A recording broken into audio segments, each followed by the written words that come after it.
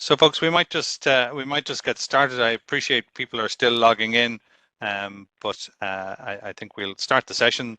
So, as always, we're coming to you on WebEx. We have had some challenges today, and Muiris is going to join us on the phone line, and so that's been a bit challenging because of problems with WebEx. But Maureen, I'm going to hand over to you and to talk about the quality and patient safety matters. John, thank you so much, and good afternoon, everybody. We have some exciting news for you today. We're publishing and launching with our QPS TalkTimers our very first digital quality and patient safety newsletter.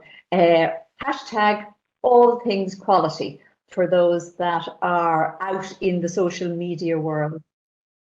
We worked collaboratively with people involved in quality and patient safety across the health services to bring this first quarterly newsletter to you.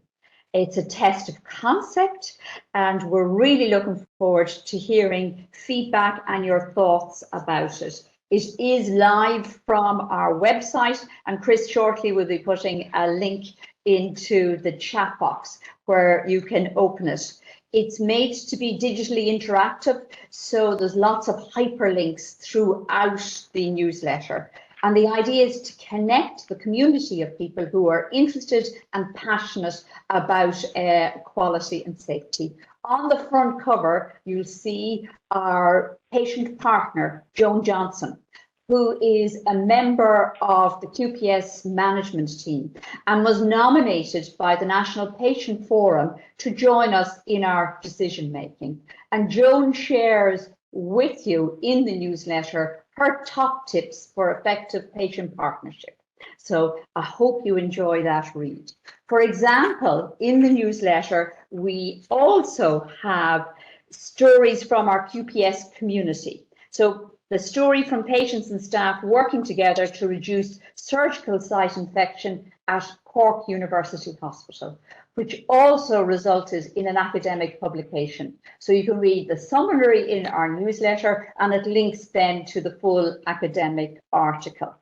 Another article we're focusing on is making mobility and falls in University Hospital Kerry everybody's business. So again, a lovely description of their initiative collaborating together to reduce falls. I particularly like to thank Juanita Guidera, my colleague, who's the editor, and Shima Lugami, who's the deputy editor, working with the editorial board and across the system to bring this new test of concept to life. So our next newsletter will be published in July. So we're already thinking about ideas and what we'd want included in the newsletter. So we're seeking ideas by the end of April, mid-April, and then the final articles towards the end of May. And again, there's a survey that helps you tell us. But just follow us on Twitter or make contact with us if you're interested or have feedback or thoughts on the newsletter or want to see your work profiled in it. So it's my pleasure to formally say our new newsletter is launched today. Thanks, John. Well done, Maureen. That's great. And so it'll be quarterly then after that, will it? And it will. Super, and great opportunity for people to influence, I suppose, what goes into this and to be part of the newsletter. So I look forward to seeing that. Now, thank you. It's a great pleasure to introduce today's session, and I want to welcome along Dr. Muiris Houston. Muiris is a physician working now in occupational health.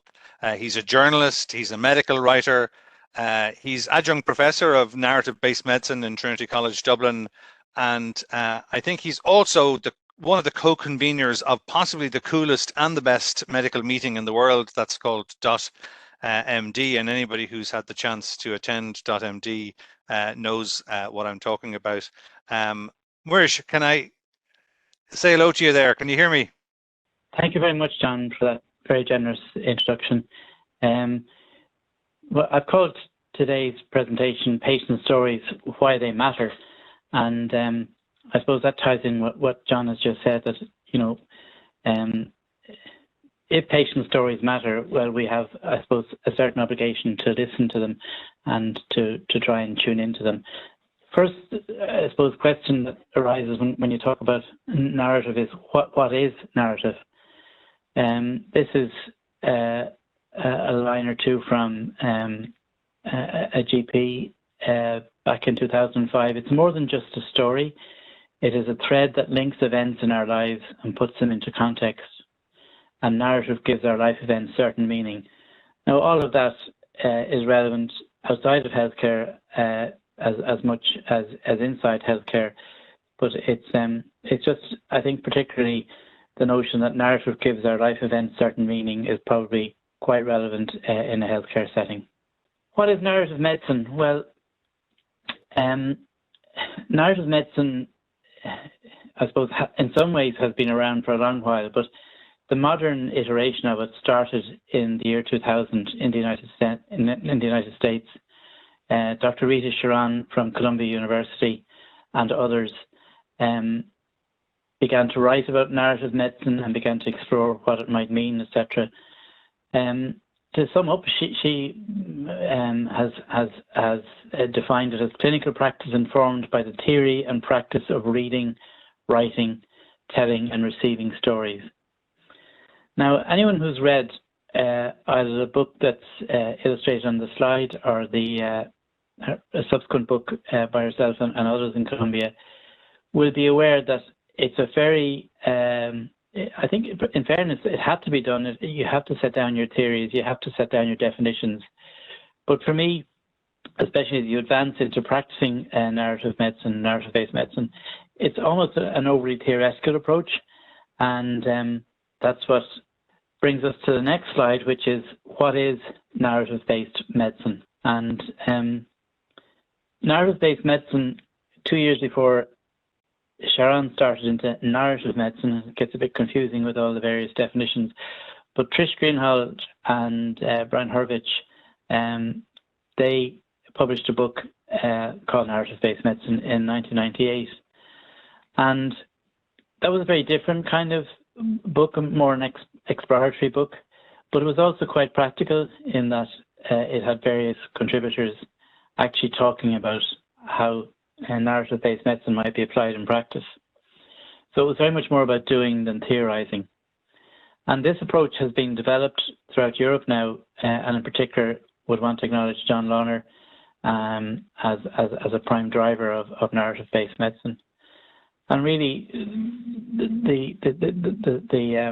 the major point of narrative-based medicine is that it is saying that reflective practice is narrative practice, and narrative practice, by definition, is a reflective activity. So, what is narrative-based medicine? Well, it's got so many different aspects to it. Particularly if we go back further than 1998 or 2000. The whole notion of literature and medicine, the concept of bibliotherapy, therapeutic writing, they've been around for a long while. But what I want to focus on in terms of this talk are three concepts: narrative knowledge, narrative competence, and narrative humility. And basically, the three of these constitute the application of narrative ideas to the practice of medicine. So narrative knowledge, Sharon defines it as that which one uses to understand the meaning and significance of stories through cognitive, symbolic, and affective means.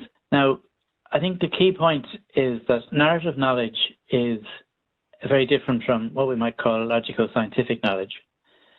In other words, when we're back in med school and we're learning bits of pathology, etc., for the first time, we're taught, very properly taught, about the typical case. And you're presented with the universally true description or definition of, say, pancreatitis or esophageal cancer or whatever.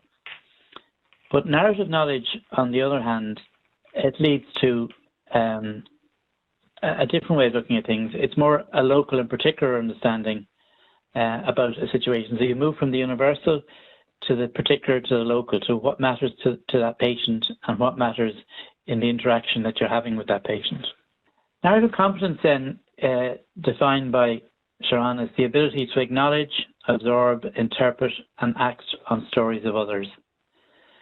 But basically, narrative competence is a skill that allows health professionals to competently carry out narrative tasks with patients. And in essence, it allows us to figure out what our patients are going through, and thereby, and it has been shown that that enhances diagnostic accuracy and indeed the particular therapeutic direction that you might take. So with narrative competence, we can be much more attentive to patients, more attuned into their actual experiences. We can become more reflective in our own practice, and we're better able to interpret illness stories. Then narrative humility, which might seem something of a strange one, but it emphasizes the patient's ownership of their story. It was something that a colleague of Sharon's came up with, Sayantana Dasgupta, and she said narrative humility is a response to efforts at clinical mastery, including many well-intentioned ones, which is her rather polite way of saying that we've got to be careful in medicine not to be just taking the story and running off with it and doing all kinds of things to it without reference back to the patient. So it's about a humility, and it's an emphasis and an acknowledgement that the story remains the patient's, and it's not something exclusively that we can take and run off with. So I like to look at narrative-based medicine as a bridge between the doctor and the patient. So if we've the doctor on one side, patient on the other, what we try and do is to travel back and forth across that bridge.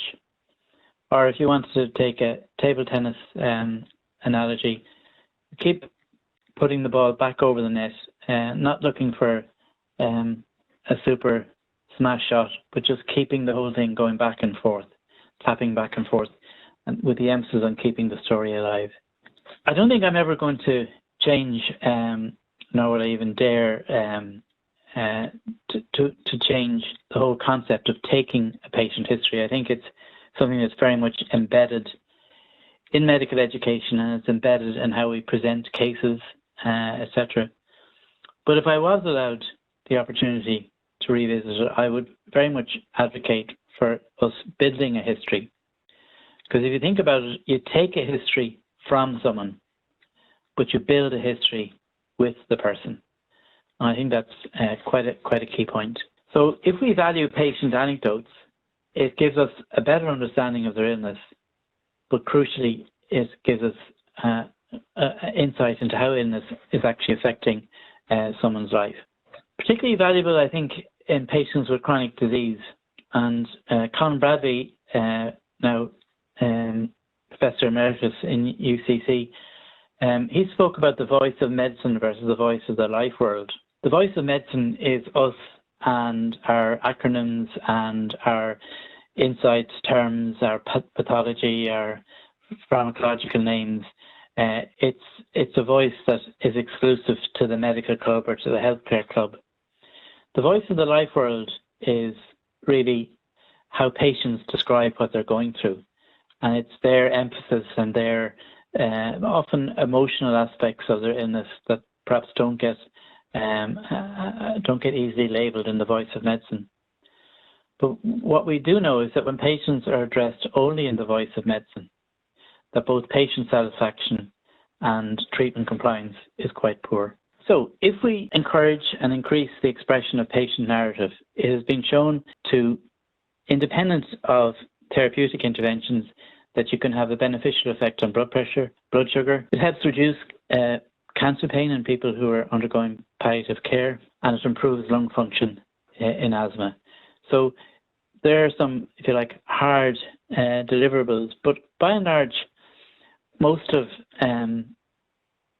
narrative-based medicine research is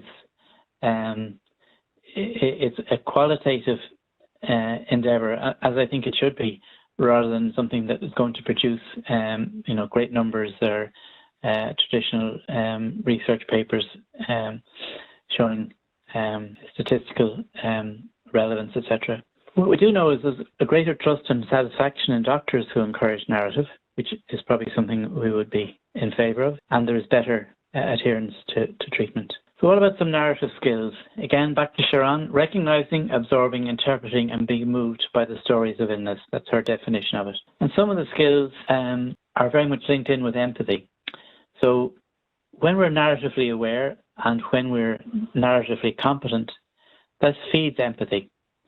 And the way we achieve that is in two particular important aspects. One, active listening, and the second one is to use reflective summarizing statements with the patient. So we tend to be very good at the content of summarizing things in consultations for patients because we tend to focus on the chest pain, the treatment, the various clinical aspects of it. But perhaps we don't acknowledge and it doesn't impinge on us, and therefore it doesn't get included in our reflective summarizing statements, is the emotion that the person has felt. So for example, if we see somebody who has newly diagnosed arthritis of her hip, and her story to you is that she was at her only son's wedding a few weeks previously, got up to dance, suddenly her leg went from under her and she had to sit down for the rest of the event and was in quite an amount of pain. Now, subsequently, there's an MRI confirming your diagnosis of osteoarthritis of her hip.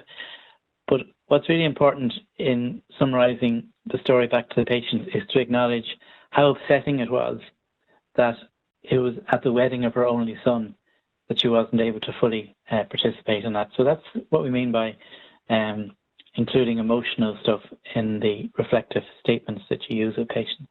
Active listening is key. All patients have rehearsed their story before they see us.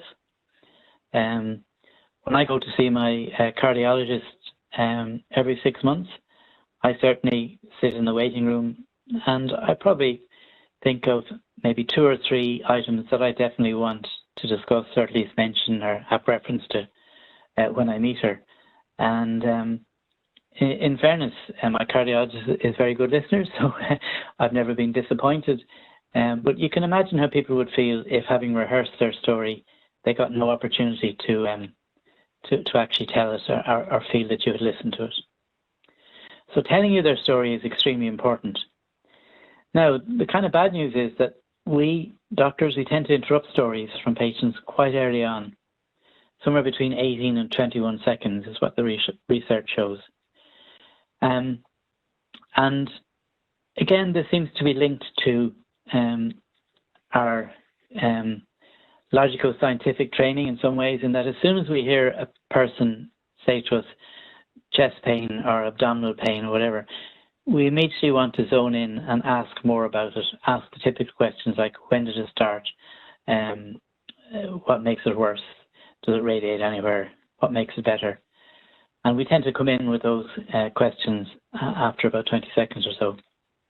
Now, if you don't interrupt, even apparently the most loquacious of patients, who you might be inclined to interrupt in fairness, the maximum they'll go is about 60 seconds. Occasionally people go up as far as 90 seconds. Now, I want to acknowledge that 90 seconds in a 10-minute consultation is 1.5 minutes, so it's a fair old chunk out of your consultation time. But I would argue that if you allow the person to tell their story uninterrupted, you may lose some time in that consultation, but you'll almost certainly pick up time in subsequent consultations or subsequent interactions because of the understanding and the better understanding that you'll have from having listened to their story in its entirety. Okay, let's just look at some practical elements. Just picked out a few that you might find useful or helpful and make you consider narrative-based medicine as practice. So we look at adverse outcomes.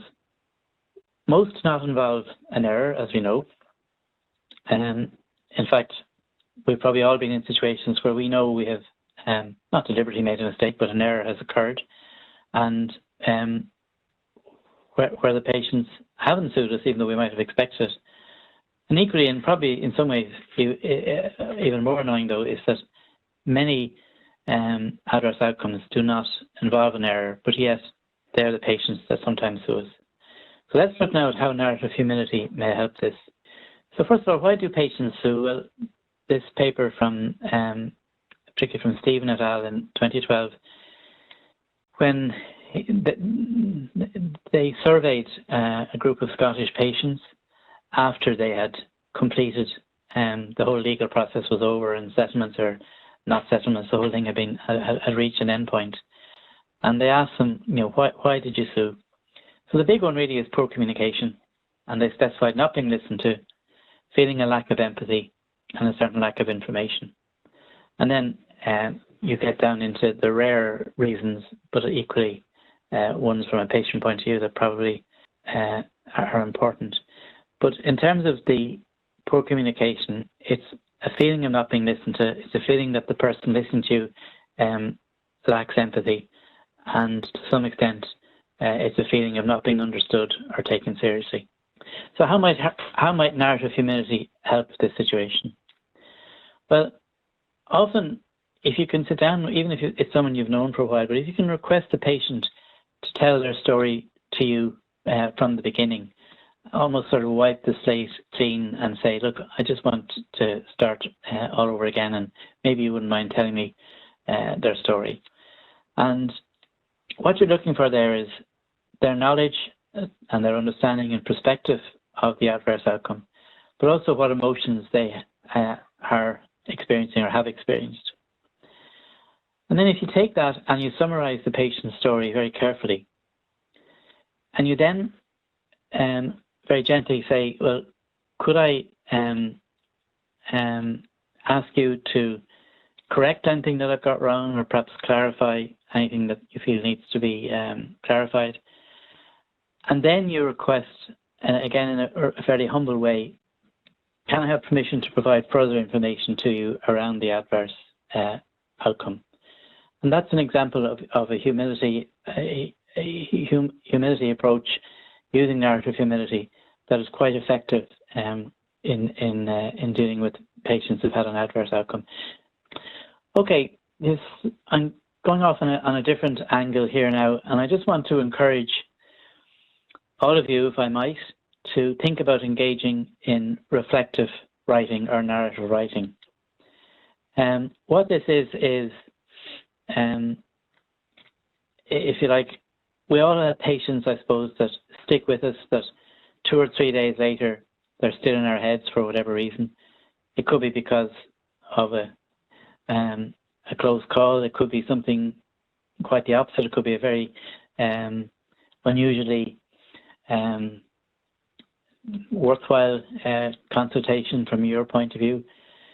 But I think if these patients come into your head, and it may only be 2 or 3, 4 times a year, there's an awful lot of value to be gained from writing down, however short a piece it might be, just reflecting on why that person has stuck with you for whatever reason. And we know that narrative writing enhances our empathy, and we also know that it promotes practitioner well-being. So I see narrative writing or reflective writing as quite a useful tool in combating the whole business of the difficulties that we have in situations and in burnout and stuff like that. It's obviously not the only solution to burnout. There's so many factors involved, but I do think it probably has an ability to protect you to some extent from burnout. So I would encourage you, if you're interested and if you feel motivated, to consider making reflective narratives a lifelong learning practice. And they can be purely personal for yourself, something that you write and then maybe you look at again in a week's time. You can decide to share it with team members. You can even make it part of a presentation or something if that's what motivates you. But basically something that you do in your own time about a particular patient or a situation. And whether it's personal or shared, I think it's a habit well worth developing. And let me assure you, you don't have to be a writer or, to have,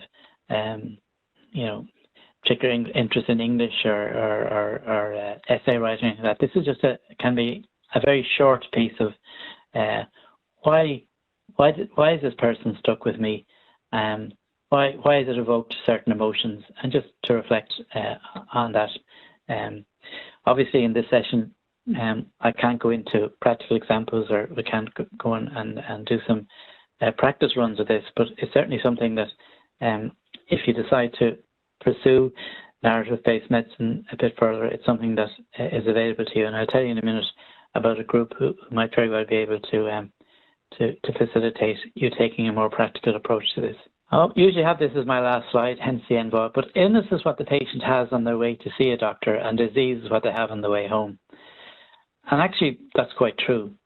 But wouldn't it be so much nicer if we could say that illness is what the patient has on their way to see the doctor, and diagnosis of disease, but a much greater understanding of their illness is what they have on the way home. And I think that's what we're trying to achieve with narrative-based medicine. It's not that we're saying disease or diagnosis isn't important, but we just want to focus a bit more on the person's understanding and how they feel about their illness after they've left us.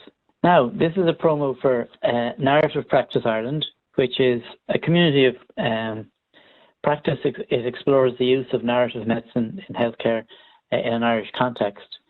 And I'm part of this. It's headed up, or at least led by Claire Donoghue, an upper GI surgeon in St. James's Hospital. And we'd encourage you to get involved, because the NPI organises ongoing online and in-person training sessions where you get a chance to really do some of this stuff and to get a feel for it, and perhaps even decide whether it's something for you or not. So send an email to narrativepracticeireland@gmail.com, or join on Twitter @narrativeprac, @narrativeprac, PRAC, or there's a QR code hopefully in front of you now, and you can join the newsletter by linking into that. And a good book, always a good recommendation. And the one I picked out for you is Narrative-Based Practice in Health and Social Care, Conversations Inviting Change by John Lawner. Conversations Inviting Change is something that John has developed from narrative-based medicine. It's very much an application of narrative-based medicine. If you like, it's practical narrative-based medicine. It's narrative-based medicine in practice. And that book will outline some of the ideas that he has. But if you do join NPI, you'll be interacting and will get some teaching and some guidance from John in that. And it's an incredibly well put together concept. It's very simple, but it certainly is. It helps you to invite change with patients through the conversations you have with them. So I think that's me done. Sorry about the slight delay and the. There's no need to apologise there, Muiris. I thoroughly enjoyed that. Thank you. Okay. I hope it made something for some people. Thank you very much. Yeah, no, that was superb, absolutely superb, and thank you. And like you said, despite our technical challenges, I think you've given us a really wonderful sense of narrative medicine and all the things that it can bring us in practice. And thank you. I'm going to invite people just to get involved here through the chat and to post some questions there or comments on any of the thoughts that Muiris might have provoked from the things you've been talking about. Muiris, can I just ask, I suppose narrative medicine is kind of, I suppose, has its basis in medicine as a profession, but this is probably much wider than that in terms of, I imagine there are narrative strands throughout all of healthcare. Is that fair to say? Yeah, and I think narrative medicine occupies a space very adjacent to some areas of the humanities, certainly in universities and that.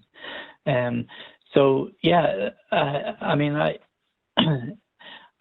didn't show it today, but there's another slide where I think you can use the principles of narrative-based medicine, not just in your dealings with patients, but it can help you be a better teacher, I think. It can help you perhaps be, maybe better is the wrong word, but to be a more effective team member. It can help you make MDT meetings perhaps a bit more relevant to you.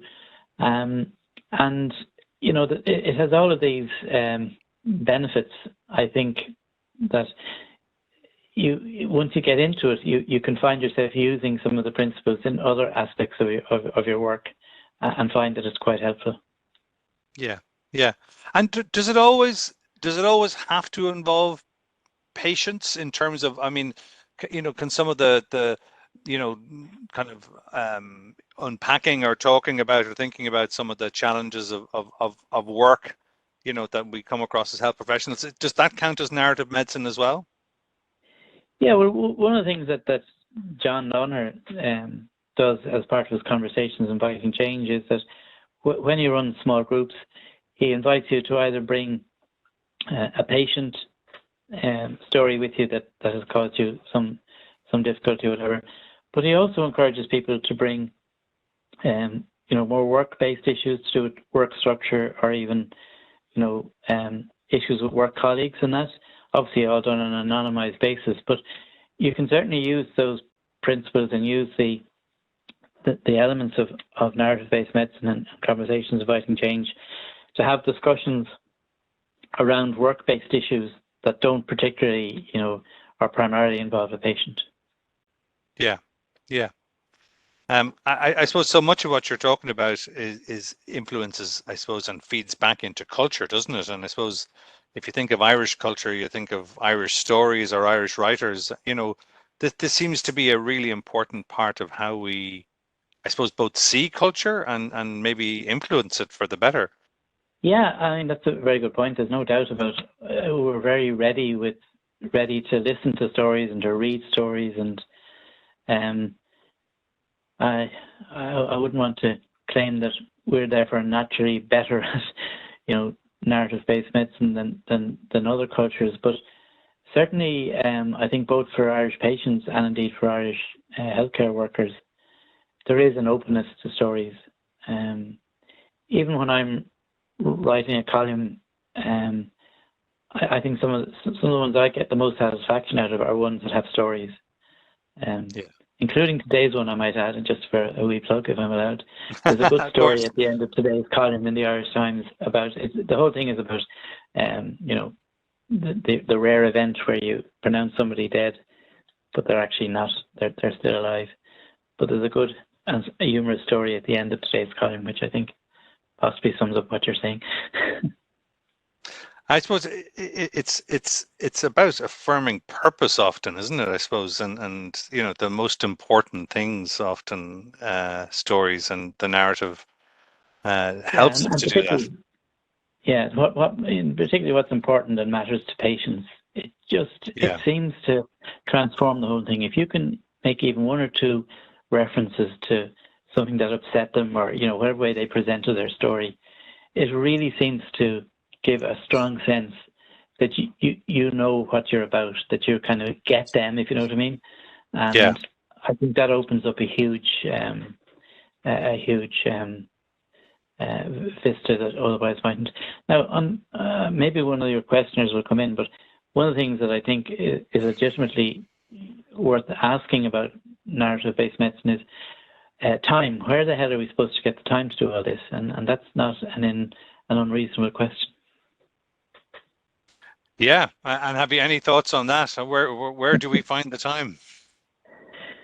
I think it's about, if you like, getting skilled in the narrative, humility, competence, and knowledge and all that.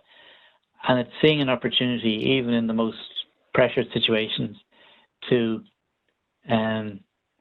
include some element of it. When I was teaching medical students, when I am teaching my students, but up to this year, I used to tell them, listen, lads, at 2 o'clock in the morning in the emergency department, when you're, looking after someone and you're 6 bleeps behind answering, no one's going to really expect you to take a narrative-based approach. And I suppose the ultimate aspect of that would be, look, how relevant is narrative-based medicine when the person in front of you crashes? And, it's probably very, very, very much not relevant. But I think if you... Actually, there's an emergency physician has written a book, Jay Burke has written a book about this. It was published just before Christmas. And he completely blew me out of the water when in his writing, when he said, look, even in the most difficult circumstances in emergency departments, there is room for a narrative-based approach. Yeah. I'm still would be very much empathetic and sympathetic to someone who would say, look, mate, at 3 or 4 in the morning, good luck, that kind of thing. I do think as you get tuned into it, there are ways of including even small elements of it, and maybe something that you would pick up then on a ward round the next day or whatever, but I'm certainly not unsympathetic to the notion that it's quite an ask, not just in EDs, but as you get busier on wards and, in the middle of COVID, all this sort of stuff, none of it helps make it any easier, Yeah, and I think that whole idea of what matters to me kind of is one of the themes that was coming out, from your talk, and and of course it's funny that we have to even give a name to this concept of and I think it kind of chimes with a comment there from Patricia Muiris that the challenges of balancing quantifiable with quality, with qualitative healthcare, and we're good at doing the quantity stuff. We have lots of things we can take off the shelf, but it's not necessarily what you want or what you need as a patient.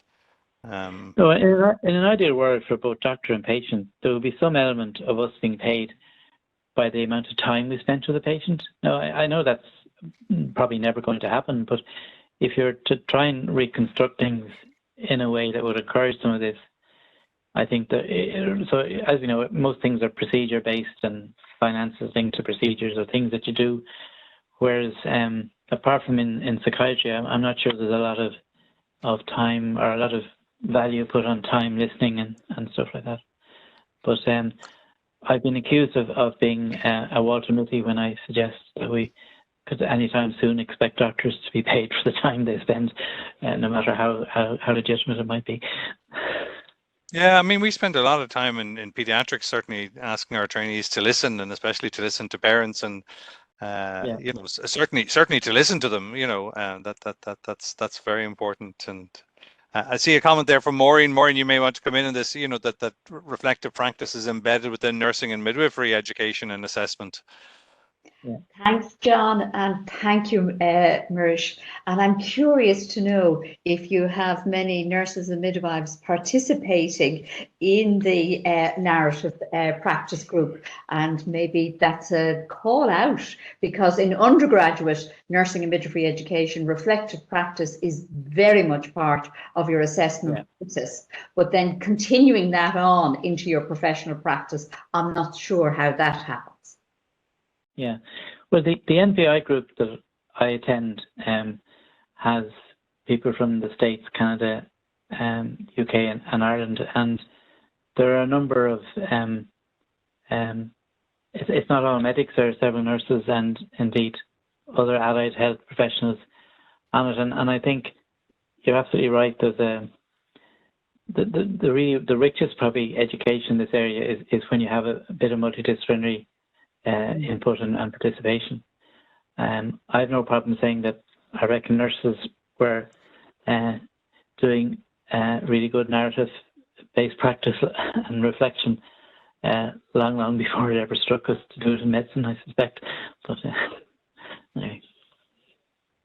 Lovely. Thanks, Muiris, I'm fascinated just by the piece on writing there that you talked about, and how valuable it is, obviously there's the output of the writing, which can be valuable, but the process of writing, just doing it as a practice, is something that can help us. And do you think that should be something the medical council should be encouraging us, or any of our bodies should be, to write? I mean, I think we've got to tick the boxes to say that we've reflected on things, but if we were to do it, would that help us? Without a doubt, but I do think more than maybe you being told it's something you have to do, the way, I think the strength of it is primarily in something that you want to do, and you feel that no matter how alien writing might be to you, you feel that, well, this is worth exploring for myself. In other words, I think if you were to move this into, you have to, tick a box, or in your assessment, be able to show an example of how you reflect on a patient, and give an example of how you wrote about it. I'm not sure that's what the way to go about it. I think this is something that you can do for your professional self, and you can do it within yourself, if that's the most appropriate. And it's, forget about some of the best narratives, reflective narratives I've listened to have been often, if I'm doing this with a group of third meds, I just get them on the spot to do it, and they might just write 3 or 4 sentences, but it's incredible what can come out. Some people do bullet points, other people have a bit of grammar, and it doesn't really matter. It's just it's what comes out.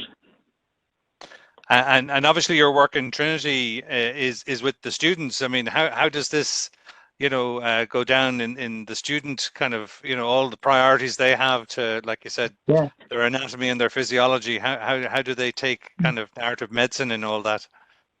It's interesting that in first med, there's a whole medical humanities, a suite of modules, and mine is one of them, and they get to choose which one to go to.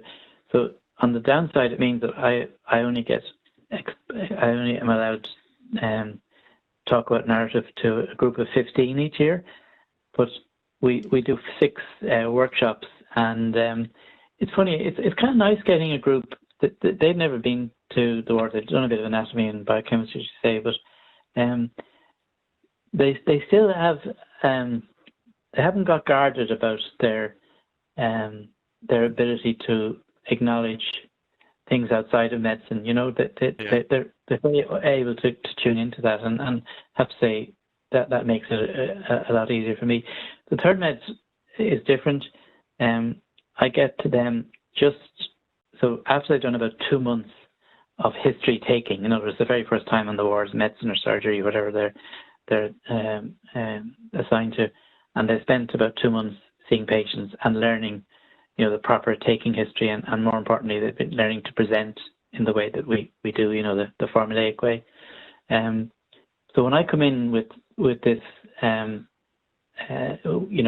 we get some great chats about how relevant it is, and how do you think you could incorporate that, because we're not going to change the structure of taking history, but how could you, meld in a bit of the narrative approach and the history building into this. And it's very interesting to get them at that stage, because you get a whole range of responses from, oh no, this is I've already signed up in my head to history taking, and then some of the others are thinking, yeah, and then inevitably comes, well, hang on, do I have the time to do this? So you get some interesting reflections going on.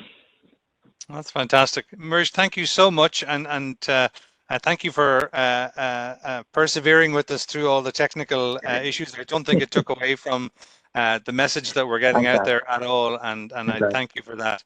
Lovely comments coming in there from Mary. Lovely insights from Muiris on narrative-based practice. I imagine it works with families and carers also. From Claire, just noting that the Narrative Practice Ireland welcomes all healthcare practitioners. The more perspectives, the better. So thanks, Claire. Yeah, very much so. And a nice comment there, very interesting from a non-medical person. It seems like a very humane approach that can only enrich the interaction between patient and doctor. And no long pins required. That's from Anne. So thanks, Anne. So nice comments there, That's Muiris. very good. That's a reference to the story in the, or one of the stories in the column, I suspect, along Tim. Oh, There Lord. you go. Thank you for that. You've got people reading the column this morning as well. Fantastic. Muiris, thank you so much. And it's been a pleasure to have Thank you you, on John. today. Thanks a million. Talk to you. Thanks very much for everything. Thank you. Bye. Bye-bye. Bye.